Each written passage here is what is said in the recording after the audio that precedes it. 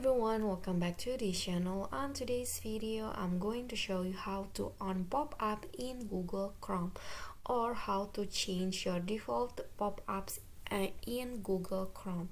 So to set that or to do that, you can just open your Chrome and then at the top right here, click on more or click on the three dots icon and then go to settings, this one, select that, and then here at the settings, click on the privacy and security at the left panel, and here go to the site settings. Just scroll down until you find the site setting option. Just click on this and then you'll find the pop-up and redirect settings, this one right here. So at the bottom you just need to scroll down, just click on this, and here if you want to allow it or on the pop-up, you can just choose the option you want as your default setting. You can just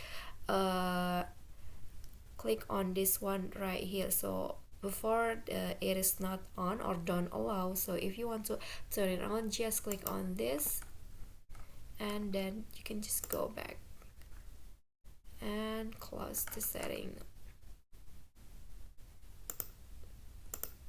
Okay, so that's it for me. That is how you can turn on pop-up in Google Chrome. I hope this video is helpful to you. Don't forget to click like, leave a comment, and also subscribe our channel. See you on the next tutorial. Bye bye.